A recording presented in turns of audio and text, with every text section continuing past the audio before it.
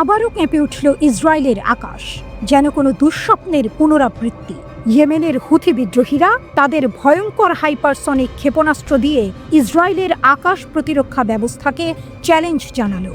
তেল আবিবের প্রধান বিমানবন্দর বেন গুরিয়ন, যা কিনা ইসরায়েলের প্রবেশদ্বার, গত কয়েকদিনের মধ্যে দ্বিতীয়বারের মতো সেই ক্ষেপণাস্ত্রের ভয়ে স্তব্ধ হয়ে গেল। আকাশ থেকে আসা এক অচেনা ধাতব ঝড়, যা রাডারের চোখ ফাঁকি দিয়ে ভয়ঙ্কর গতিতে ধেয়ে যায় ইসরায়েলি শহরের দিকে। ইসরায়েলের লাখো মানুষ সেই আতঙ্ক নিয়েই ছুটে গিয়েছিল বাংকারের দিকে। হাইপারসনিক ক্ষেপণাস্ত্রের হামলায় বেন গুরিয়ন বিমানবন্দর সাময়িকভাবে বন্ধ করে দেওয়া হয়। বাতিল করা হয় একের পর এক ফ্লাইট। বিমানবন্দরের ভেতরে মানুষের দৌড়াদৌড়িতে বেশ কয়েকজন আহতও হন। এই দৃশ্য বুঝিয়ে দেয় কতটা অসহায় হয়ে পড়েছে ইসরায়েল, যাদের আকাশ প্রতিরক্ষা একসময় অপরাজেয় বলে মনে করা হতো। সম্প্রতি যুক্তরাষ্ট্র ইয়েমেনের হুথি বিদ্রোহীদের সাথে একটি যুদ্ধবিরতি চুক্তি করেছে। আপাত দৃষ্টিতে মনে হতে পারে এতে হয়তো কিছুটা শান্তি ফিরে আসবে, কিন্তু আসল টুইস্টটা এখানে। এই চুক্তিতে যুক্তরাষ্ট্র নিজেদের সরিয়ে নিয়েছে, একা ফেলে রেখে গেছে তাদের দীর্ঘদিনের মিত্র ইসরায়েলকে। আর সেই সুযোগটাই নিয়েছে হুথিরা। চুক্তি হওয়ার পর থেকে তারা ইসরায়েলের ওপর হামলা আরও জোরদার করেছে। তাদের ভয়ঙ্কর সব আক্রমণে এখন দিশেহারা নেতানিয়াহুর সরকার। হুথিরা, যাদের একসময় হয়তো দুর্বল প্রতিপক্ষ হিসেবে গণ্য করা হতো, আজ তারা ইসরায়েলের জন্য মূর্তিমান আতঙ্ক। তাদের সামরিক শক্তি ক্রমশ বাড়ছে, আর তার প্রমাণ মিলছে তাদের একের পর এক সফল হামলায়। মঙ্গলবার তারা নিজেরাই নিশ্চিত করেছে যে তাদের ক্ষেপণাস্ত্র ইসরায়েলের আকাশ প্রতিরক্ষা ভেদ করে বেন গুরিয়ন বিমানবন্দরে আঘাত হেনেছে। শুধু তাই নয়, ক্ষেপণাস্ত্রের ভয়ে জেরুজালেম এবং তেল আবিবের মতো গুরুত্বপূর্ণ শহরগুলোতেও সতর্কতামূলক সাইরেন বেজে ওঠে। সাধারণ মানুষ ভয়ে দিশেহারা হয়ে আশ্রয় কেন্দ্রের দিকে ছুটে যায়। কয়েকদিনের মধ্যে ইসরায়েলের সবচেয়ে গুরুত্বপূর্ণ বিমানবন্দরে এটা দ্বিতীয় হামলা। প্রথম হামলার ব্যাপক ক্ষয়ক্ষতির পর থেকেই অনেক বিদেশি বিমান সংস্থা ইসরায়েলে তাদের ফ্লাইট বাতিল করে দিয়েছে। প্রশ্ন হলো, কিভাবে হুথিরা ইসরায়েলের আকাশ প্রতিরক্ষার মতো শক্তিশালী বলয় ভেদ করে একের পর এক হামলা চালাচ্ছে? এটা কি ইসরায়েলের প্রতিরক্ষা ব্যবস্থার দুর্বলতা, নাকি হুথিদের অত্যাধুনিক অস্ত্রের অভাবনীয় ক্ষমতা? লোহিত সাগরে গত 1.5 মাসেরও বেশি সময় ধরে মোতায়েন ছিল যুক্তরাষ্ট্রের শক্তিশালী নৌবহর, যুদ্ধ জাহাজ এবং যুদ্ধ বিমান। তাদের কাজ ছিল হুথিদের দমন করা, কিন্তু ফল হয়েছে উল্টো। এই সময়ে হুথিদের হামলায় বেশ কয়েকটি ড্রোন ধ্বংস হয়েছে, এমনকি মার্কিন যুদ্ধ জাহাজগুলো মারাত্মক ক্ষতির শিকার হয়েছে।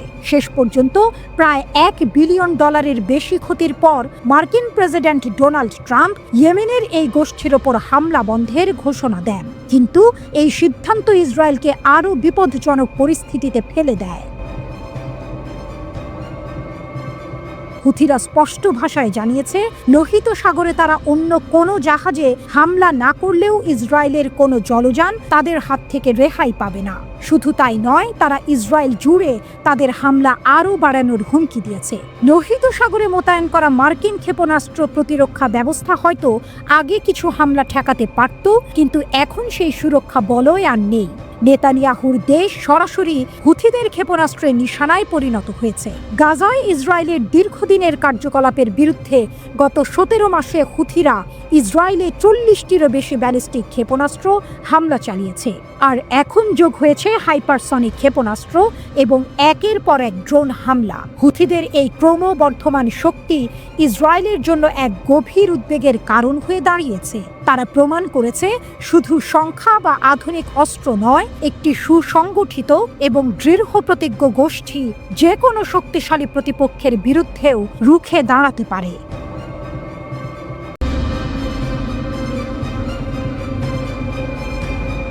লোহিত সাগরের উত্তাল জলরাশিতে হুথিদের হামলা এখন আন্তর্জাতিক শিরোনাম। তাদের হাতে রয়েছে অত্যাধুনিক অস্ত্র, ক্রুজ ক্ষেপণাস্ত্র, ব্যালিস্টিক মিসাইল, কামিকাজে ড্রোন, এমনকি চালকবিহীন জাহাজ USV।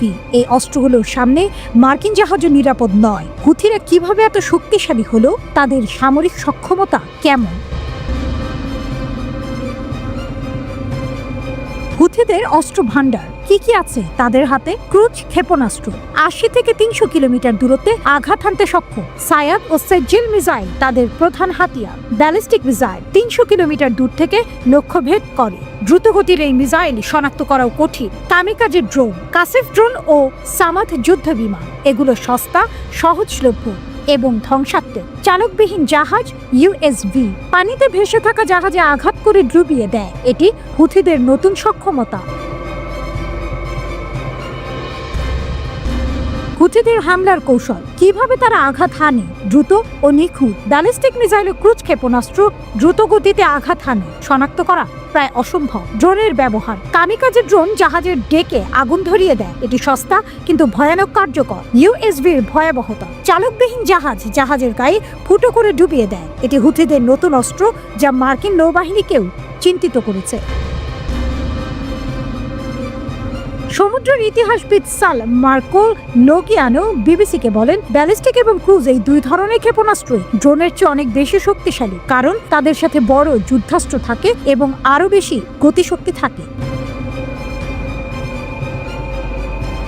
মার্কো গলিয়ানো বলেন, একমুখী ড্রোনগুলোর সংখ্যায় অসংখ্য, কারণ এগুলো খুবই সস্তা এবং সহজেই ব্যবহার করা যায়, তবে একটু ধীর গতি। এই ড্রোনগুলো ঠিক পানির উপর জাহাজের ভেসে থাকা জায়গা বরাবর আঘাত করে এবং তা থেকে আগুন ধরে যাওয়াটা হলো সবচেয়ে দুশ্চিন্তা। হুথিদের সাফল্য কতটা শক্তিশালী তারা? সৌদি আরবের উপর হামলা। ২০১৭ সাল থেকে হুথিরা সৌদি তেল স্থাপনা ও জাহাজে ব্যাপক হামলা চালিয়েছে। লোহিত সাগরে আধিপত্য, গাজায় ইসরায়েলের গণহত্যার প্রতিবাদে হুথিরা লোহিত সাগরে ইসরায়েলি ও মার্কিন জাহাজের চলাচল বন্ধ করে দিয়েছে। মার্কিন জাহাজে হামলা ২০২৩ সালে জানুয়ারিতে হুথিরা প্রথমবারের মতো চালকবিহীন জাহাজ ব্যবহার করে মার্কিন জাহাজে হামলা চালায়।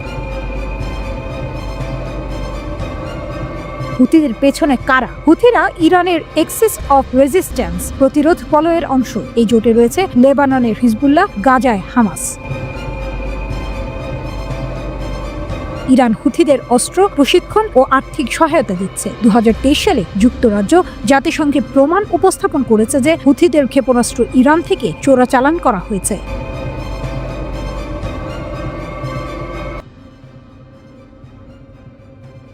ইসরায়েলের সবচেয়ে বড় বিমানবন্দরে আবারও বোমা হামলা করেছে ইয়েমেনি সশস্ত্র বাহিনী। তারা দাবি করেছে যে বেন গুরিয়ন বিমানবন্দরে ক্ষেপণাস্ত্র হামলা চালিয়েছে। গত ২ সপ্তাহের মধ্যে এটি বিমানবন্দরটিতে তাদের দ্বিতীয় আক্রমণ। ইয়েমেনি সশস্ত্র বাহিনী আরও জানিয়েছে, শনিবার রাতে তারা বেন গুরিয়ন বিমানবন্দরে ২টি ব্যালিস্টিক ক্ষেপণাস্ত্র ছুড়েছে। ইসরায়েলের প্রতিরক্ষা বাহিনী আইডিএফ জানিয়েছে, তাদের আকাশ প্রতিরক্ষা ব্যবস্থা ইসরায়েলের দিকে আসা একটি ব্যালিস্টিক ক্ষেপণাস্ত্র সফলভাবে ধ্বংস করেছে। এই ক্ষেপণাস্ত্র হামলার পর ইসরায়েল জুড়ে বিপদ সংকেত শোনা যায়, যার ফলে লোকজন নিরাপদে আশ্রয় নিতে বাধ্য হয়। গত ৭ দিনে বেন গুরিয়ন বিমানবন্দরে এটি ইয়েমেনি সশস্ত্র বাহিনীর দ্বিতীয় এবং গত ১ মাসে তৃতীয় হামলা। এর আগে ১৪ মে ইয়েমেনিরা একই বিমানবন্দরে ক্ষেপণাস্ত্র ছুড়েছিল এবং বিশ্বব্যাপী বিমান সংস্থাগুলোকে তাদের কার্যক্রম বন্ধ করার হুঁশিয়ারি দিয়েছিল। ৪ মে তারিখে তাদের একটি ক্ষেপণাস্ত্র বেন গুরিয়ন বিমানবন্দরের প্রধান টার্মিনালের কাছে আঘাত হানে। ইয়েমেনি সশস্ত্র বাহিনী এই হামলার কারণ হিসেবে উল্লেখ করেছে, নিপীড়িত ফিলিস্তিনি জনগণ এবং গাজা উপত্যকায় আমাদের ভাইদের বিরুদ্ধে শত্রুদের গণহত্যা প্রতিহত করতেই এই হামলা। তারা আরও দাবি করেছে, ইয়েমেনি সশস্ত্র বাহিনীর ক্ষেপণাস্ত্র শাখা একটি উন্নত সামরিক অভিযান চালিয়েছে। এই অভিযানে ইসরায়েলের দখলকৃত জাফা অঞ্চলের বেন গুরিয়ন বিমানবন্দরে একটি হাইপারসনিক ব্যালিস্টিক ক্ষেপণাস্ত্র দিয়ে আঘাত হানা হয়েছে। ক্ষেপণাস্ত্রটি সফলভাবে তার লক্ষ্যে পৌঁছেছে। হুথিদের এই ক্ষেপণাস্ত্র হামলার কারণে বিমানবন্দরে বিমান চলাচল ও যাত্রী পরিবহন কিছু সময়ের জন্য বন্ধ ছিল। ইসরায়েলি সেনাবাহিনী জানিয়েছে, গাজা যুদ্ধ শুরুর পর এই প্রথম কোনো ক্ষেপণাস্ত্র বিমানবন্দরে আঘাত হানল। এই হামলার প্রতিক্রিয়ায় ইসরায়েল ইয়েমেনের লোহিত সাগর উপকূলবর্তী প্রদেশ হোদেইদাতে ইয়েমেনি সশস্ত্র বাহিনীকে লক্ষ্য করে হামলা চালিয়েছে। ইরান সমর্থিত ইয়েমেনি সশস্ত্র বাহিনী জানিয়েছে, হোদেইদা বন্দরে অন্তত ৬টি বোমা হামলা হয়েছে, যাতে ১ জন নিহত ও ৩৫ জন আহত হয়েছে। ২০২৩ সালের ৭ অক্টোবর গাজায় যুদ্ধ শুরু হওয়ার পর থেকে ইয়েমেনি সশস্ত্র বাহিনী ইসরায়েলকে লক্ষ্য করে হামলা চালিয়ে আসছে। ইসরায়েল দাবি করেছে যে ইয়েমেনি এই গোষ্ঠীর ছোড়া বেশিরভাগ ক্ষেপণাস্ত্র তারা ভূপাতিত করতে সক্ষম হয়েছে। অন্যদিকে ইয়েমেন থেকে ছোড়া ক্ষেপণাস্ত্রের কারণে ইসরায়েলের প্রধান বিমানবন্দর বেন গুরিয়ন আন্তর্জাতিক বিমানবন্দরে উড়োজাহাজের ওঠানামা সাময়িকভাবে বন্ধ করে দেওয়া হয়েছে বলে ইসরায়েলের সম্প্রচার মাধ্যম চ্যানেল 12 জানিয়েছে। এটি ইসরায়েলের প্রধান ও ব্যস্ততম আন্তর্জাতিক বিমানবন্দর। ইসরায়েলের সামরিক বাহিনী জানিয়েছে ইয়েমেন থেকে ছোড়া একটি ক্ষেপণাস্ত্র তারা ভূপাতিত করেছে।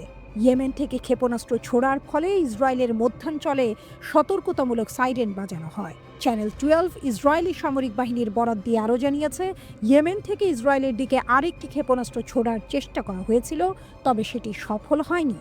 ইয়েমেনের ইরান সমর্থিত সশস্ত্র বাহিনী ইসরায়েলকে লক্ষ্য করে ক্ষেপণাস্ত্র নিক্ষেপ অব্যাহত রেখেছে। তারা লোহিত সাগরে ইসরায়েল সংশ্লিষ্ট ও পশ্চিমা পণ্যবাহী জাহাজেও হামলা চালিয়ে আসছিল।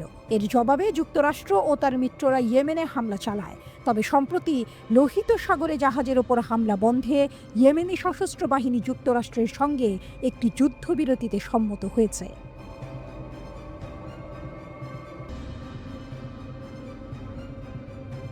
আমরা তোমাদের পাশে আছি। ফিলিস্তিনের সমর্থনে ইয়েমেনের লক্ষ লক্ষ মানুষের এই গর্জন যেন ইসরায়েলের আকাশেও গিয়ে ধাক্কা মারল।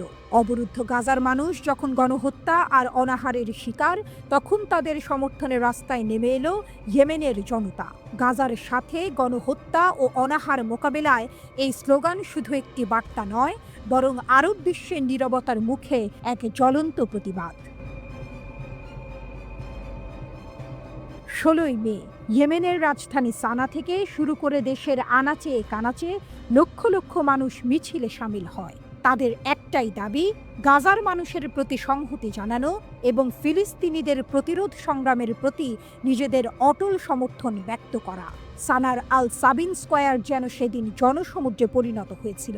এই বিশাল সমাবেশ নাখবার বার্ষিকীতে ফিলিস্তিনিদের কাছে এক ঐক্যের বার্তা পৌঁছে দেয়। তারা ঘোষণা করে, তোমাদের ধৈর্যের মাধ্যমে তোমরা নাখবার পুনরাবৃত্তি রোধ করো। এই কথাগুলো যেন শুধু সান্ত্বনা নয়, বরং এক নতুন আশার সঞ্চার করে। বিক্ষোভকারীরা আরও যোগ করে, আমরা তোমাদের সাথে এবং তোমাদের পাশে আছি। নাখবার পুনরাবৃত্তি হবে না। অত্যাচারী সত্তার পতনের মাধ্যমে ঈশ্বরের অনিবার্য প্রতিশ্রুতি পূর্ণ হবে। তাদের কণ্ঠে ছিল দৃঢ় বিশ্বাস আর ইসরায়েলের প্রতি ঘৃণা। সানায় অনুষ্ঠিত এই জনসমুদ্র ফিলিস্তিনিদের অদম্য মনোবলের প্রশংসা করে। তারা বলে, গাজার মানুষের স্থিতিশীলতা ইসরায়েলি শত্রুর বিরুদ্ধে এক বিশাল প্রাচীর হয়ে দাঁড়িয়েছে এবং এই অঞ্চলকে আরও বড় বিপর্যয়ের হাত থেকে রক্ষা করছে। এমনকি ফিলিস্তিনি ইসলামিক জিহাদের সামরিক শাখা আল কুদস ব্রিগেডের পাঠানো প্রশংসা বার্তায়ও ইয়েমেনি জনতা গর্ববোধ করেছে। এই অভূতপূর্ব বিক্ষোভের ডাক দিয়েছিল আনসার আল্লাহ নেতা সৈয়দ আব্দুল মালিক আল হুথি। তার সাপ্তাহিক ভাষণে তিনি গাজার সমর্থনে ইয়েমেন জুড়ে লক্ষ লক্ষ মানুষের মিছিলের আহ্বান জানান। তিনি স্পষ্ট ভাষায় বলেন, গাজার সমর্থনে ইয়েমেনের অবস্থান কখনো টলমল করেনি, বরং সবসময়ই দৃঢ় ছিল এবং থাকবে। এই গণজমায়েতগুলো ফিলিস্তিনিদের প্রতি আরব ও মুসলিম বিশ্বের মানুষের ধর্মীয়, মানবিক ও নৈতিক দায়িত্বের ওপর জোর দেয়।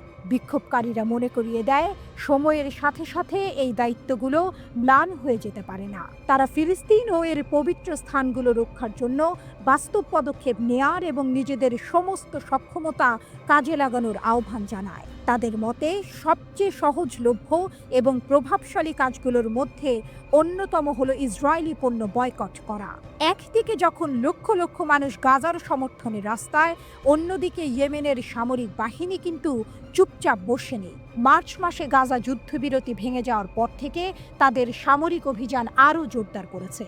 বৃহস্পতিবার ইয়েমেনি সশস্ত্র বাহিনী YAF অধিকৃত ইয়াফার ইসরায়েলি বেন গুরিয়ন বিমানবন্দরে একটি হাইপারসনিক ব্যালিস্টিক ক্ষেপণাস্ত্র নিক্ষেপ করেছে। তারা একে গাজা উপত্যকায় ইসরায়েলি শত্রুদের চালানো গণহত্যার বিরুদ্ধে জবাব বলে উল্লেখ করেছে। YAF মুখপাত্র ব্রিগেডিয়ার জেনারেল ইয়াহিয়া সারি জানান, এই অভিযান সফলভাবে তাদের লক্ষ্যবস্তুতে আঘাত হেনেছে। এর ফলে লক্ষ লক্ষ ইসরায়েলি বসতি স্থাপনকারীকে আশ্রয় কেন্দ্রে ছুটতে হয়েছে এবং প্রায় 1 ঘন্টার জন্য বিমানবন্দরটির কার্যক্রম বন্ধ করে দিতে বাধ্য হয়েছে কর্তৃপক্ষ। ইয়েমেনি সশস্ত্র বাহিনী আরও কঠোর ভাষায় জানিয়েছে যে আগ্রাসন বন্ধ না হওয়া পর্যন্ত এবং গাজার ওপর থেকে অবরোধ না সরানো পর্যন্ত তাদের সামরিক কার্যক্রম আরও তীব্র ও বিস্তৃত হবে। বেন গুরিয়ন বিমানবন্দরে বিমান চলাচল বন্ধ করে দেয়া এবং লোহিত ও আরব সাগরে নৌ অবরোধ আরোপের মতো পদক্ষেপগুলো এই লক্ষ্য অর্জিত না হওয়া পর্যন্ত চলতেই থাকবে, এমনটাই হুঁশিয়ারি দিয়েছেন ইয়াহিয়া সারি। একদিকে মানবতাবোধের এক বিশাল ঢেউ, অন্যদিকে সামরিক শক্তির প্রদর্শন। ইয়েমেনের এই দ্বিমুখী পদক্ষেপ কি সত্যি গাজার মানুষের কষ্ট লাঘব করতে পারবে?